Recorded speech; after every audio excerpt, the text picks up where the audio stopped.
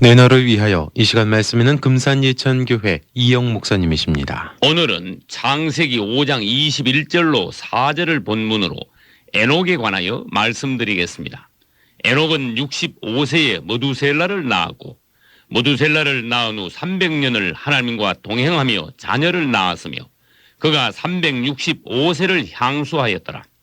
에녹이 하나님과 동행하더니 하나님이 그를 데려 가심으로 세상에 있지 아니하였더라. 아멘.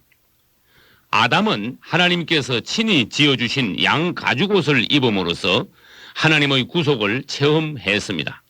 그리고 아담의 아들인 아벨은 하나님의 계시를 따라서 믿음으로 제사를 드렸고 그의 제물은 하나님께서 연락하셨습니다. 또 에노스 때 사람들은 여호와의 이름을 부름으로써 그분을 마시고 호흡하며 오늘날 우리 그리스도인들에게 주님의 이름을 부르는 모범이 되었습니다. 이제 우리는 성경의 인물 중 에녹에 왔습니다. 에녹은 언제나 하나님을 떠나지 않고 그분과 동행함으로써 그분의 사랑스러운 아들이 되었습니다. 동행한다는 것은 누구와 함께 행동하는 것을 말합니다. 또 동행이란 서로 하나 되고 연합됨을 의미하기도 합니다.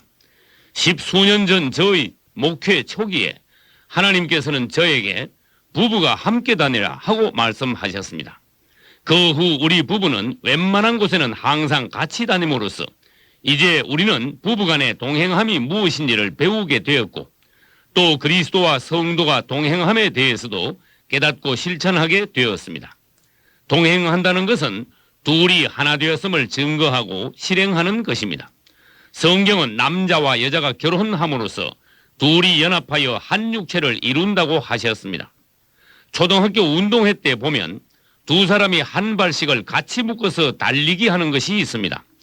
결혼이란 남녀가 서로 사랑함으로써 사랑하는 사람을 위하여 스스로 나 자신을 상대방에게 묶어 매이게 하는 것입니다. 그리하여 부부는 평생을 같이 생활합니다. 그러나 결혼한 부부이면서도 각자 자유를 주장하면서 내 생활에 당신은 간섭하지 말라고 한다면 그들은 이미 부부가 아닌 것입니다. 상대방에게 구속당하기 싫고 자유를 원한다면 당신은 결혼하지 않는 것이 좋습니다. 그러나 당신이 이미 결혼했다면 부부가 하나 되셔야 합니다. 부부간에 하나 되지 못하는 사람은 그리스도와도 하나 될 수 없는 것입니다. 하와는 남편을 떠나 혼자 있다가 뱀에게 당했습니다. 이처럼 부부간의 대부분의 죄는 서로 떨어져 있을 때 들어오는 것이므로 우리는 부부가 동행함으로써 마귀로 틈타지 못하게 해야 합니다. 즉 우리가 항상 그리스도와 동행해야 사탄을 이길 수 있는 것입니다. 에녹은 평생 동안 절대로 하나님을 떠나지 않았습니다. 당신도 오늘 그리스도 안에서 그분과 동행하셨습니까? 오늘날 너무나 많은 그리스도인들이 입으로는 믿노라 하면서도 실생활에서는 전혀 그분과 동떨어져 살아가고 있습니다. 당신이 그리스도와 동행하기를 원한다면 당신의 생각도 느낌도 그리고 말과 행동까지도 그분과 일치해야 합니다. 생각이 서로 다른 사람끼리는 같이 갈 수 없습니다. 또 말이 다르고 주장이 다른 사람은 서로 싸우기만 할 것입니다. 여러분은 그리스도이면서도 지금까지 너무 많은 것을 제 멋대로 했습니다. 신부가 매사에 신랑을 제쳐놓고 자기 마음대로 한다면 집안이 어떻게 되겠습니까? 양이 목자를 떠나 혼자 다닌다면 그는 또 어떻게 되겠습니까? 당신이 외출하시려면 혼자 나돌아다니지 말고 그분이 보내시는 곳에 그분과 함께 그분을 모시고 가십시오.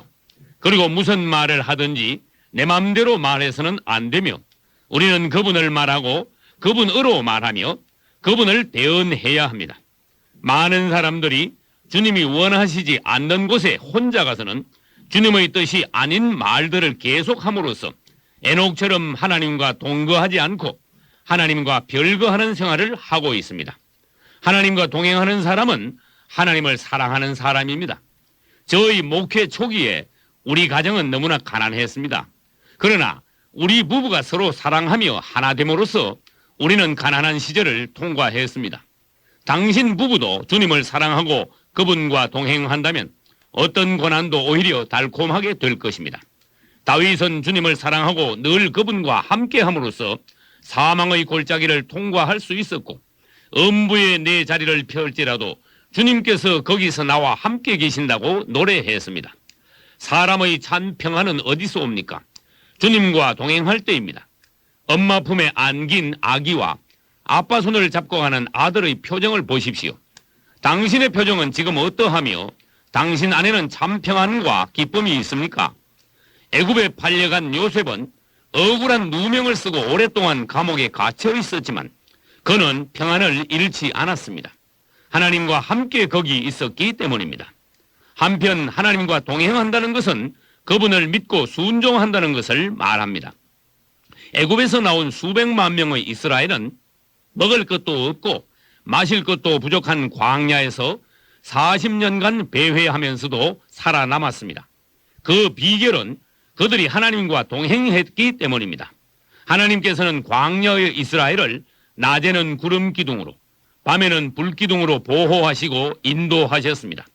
구름의 덮음은 성령의 덮으심이며 구름의 인도는 성령의 인도하심이었습니다. 너희는 성령을 쫓아 행하라. 아멘. 광야의 이스라엘은 반드시 하나님의 구름 아래 그 그늘에서 텐트를 치고 살아야 했습니다. 그러다가 어느 날 하나님의 구름이 떠올라 동쪽으로 가면 이스라엘도 서둘러 짐을 싸서 구름을 따라 동쪽으로 이동해야 했습니다. 만약 제자리에 그냥 있거나 반대로 서쪽으로 가는 사람은 반드시 죽고 마는 것입니다.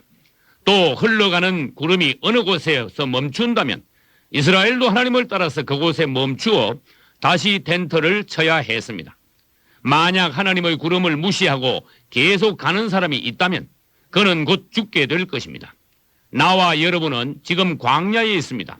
우리가 사는 길은 그분을 따라가는 길밖에 없습니다. 엘리사는 엘리야를 끝까지 따라가서 능력을 받았고 룻은 시어머니 나오미를 끝까지 쫓아가서 구원을 받았습니다. 그러나 불행하게도 6월절 밤에 예수께서 군병들에게 잡히셨을 때 예수의 제자들은 다 그분을 버리고 도망치고 말았습니다. 장차 적그리스도가 등장할 때도 죽정이와 가라지 신자들은 예수 그리스도를 버리고 적그리스도를 따라갈 것입니다. 그러면 에녹이 하나님과 동행한 결과 어떻게 되었을까요? 첫째, 그는 죽지 않고 휴거되었습니다.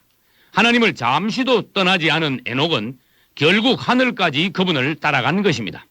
믿음으로 에녹은 죽음을 보지 않고 옮기웠으니 하나님이 저를 옮기심으로 다시 보이지 아니하니라. 아멘.